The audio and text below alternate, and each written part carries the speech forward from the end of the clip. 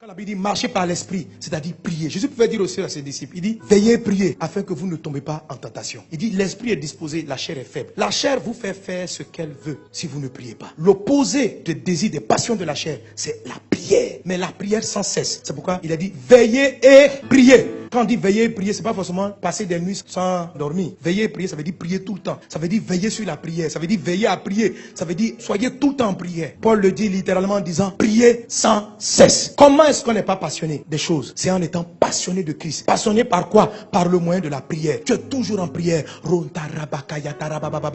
En Luc 21, je crois verset 36, Jésus dit ceci. Veillez donc et priez en tout temps. Cultivez la prière sans cesse. Quand tu dors, prie. Dans ton sommeil, prie. Quand les cauchemars arrivent, prie. Tu te réveilles le matin, prie. Avant de prendre ton petit déjeuner, prie. Au milieu du petit déjeuner, prie. À la fin du petit déjeuner, prie. Avec tes enfants, prie. Lève-toi, prie. Dans ta voiture, prie. Quand tu n'as pas envie de prier, prie. Quand tu as envie de prier, prie. Prie, prie. Alléluia, prie.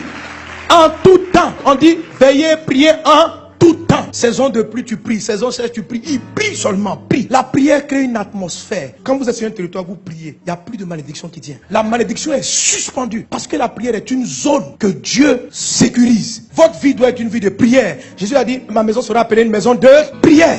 Et qui est la maison de Dieu? C'est ton corps. Qui est la maison de Dieu? C'est l'église. Ça doit être une atmosphère de prière. Vous savez, mes amis, les disciples ont vu Jésus marcher sur la mer. Ils n'ont pas demandé à Jésus, apprends-nous à marcher. Ils ont vu Jésus ressusciter les morts. Ils n'ont jamais dit à Jésus, apprends-nous la résurrection. Ils ont vu Jésus guérir des malades. Ils n'ont jamais dit à Jésus, apprends-nous à guérir les malades. La seule fois, ils ont demandé à Jésus de leur donner un coup. Apprends-nous à prier. Nous, on ne sait pas prier. Apprends-nous à prier. Parce qu'ils avaient compris une chose. Que le secret de la vie surnaturelle de Jésus, ce n'était pas de faire des prodiges. C'était la prière. C'est dans la prière que le ciel se révélait sur la terre. Qu'on sortait de tout ce qui peut être malédiction. Prie en tout temps. Il y a des fois la chair n'a pas envie de prier. Quand elle n'a pas envie de prier, c'est là même qu'il faut prier. Elle veut dormir, puis tu pries. Même dans le sommeil,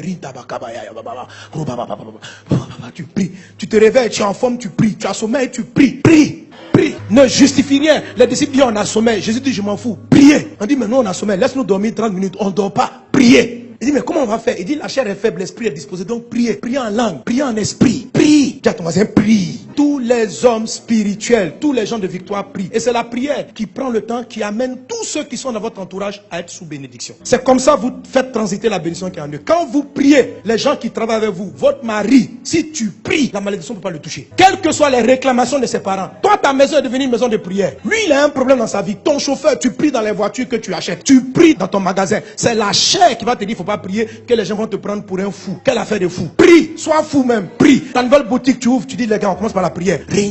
Apprends à tes collègues à prier. Tu vas préserver leur vie, tu vas préserver leur famille. Ne sois pas un genre entendu, non, les gens vont penser que tu es un intello, que tu es un intello, tu as fait de grandes études. Comment tu crois en des choses comme ça? Les gens qui te parlent sont les diaboliques. Eux, ils vont faire des incantations avant d'arriver dans ton lieu de travail. Et puis toi, tu es prié, ils veulent te donner un complexe de, il faut te jouer un homme comme eux. Tu n'es pas comme eux. Toi, tu appartiens à Dieu. Eux, ils appartiennent au diable. Ils vont faire les incantations, ils arrivent au travail. Quand tu les vois comme ça, ils sont calmes. Tu crois qu'ils méditent. Ils appellent le diable dans la boîte. Appelle le Seigneur. Tout ce qui t'appartient. Et même si tu es un employé, ce n'est pas ton entreprise. Le Saint-Esprit est supérieur à tous les démons. Tu arrives, tu vas paralyser la malédiction qui est sur la société. Tu vas paralyser. Tu vas changer la tendance des choses. Créer l'atmosphère de prière. La prière est une communication avec Dieu. La prière est le câble qui vous connecte au ciel. Alléluia. C'est un câble. Il faut savoir adresser la prière. Écoutez mon message sur 7 étapes pour une vie de prière de victoire. J'explique tout. La prière permet aux anges de monter et de descendre. La prière fait descendre le ciel sur la terre. La prière suspend toute malédiction dans un environnement donné. Amen. Si tu pries que tu vois la malédiction frappe encore, augmente ta prière, augmente seulement. À un moment donné, elle va renverser la situation. Si une maladie persiste dans ton corps, prie,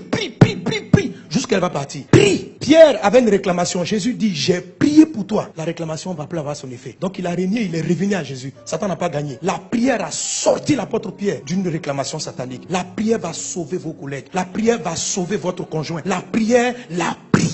C'est pourquoi le pire ennemi de la chair dans ta vie, c'est ta vie de prière. La chair n'aime pas la prière. Quand tu vas prier, elle va te combattre. Mais il faut prier. Il faut remplacer toutes tes passions par des heures de prière. Amen. Alléluia. Que Dieu vous bénisse abondamment. Que sa grâce soit avec toi.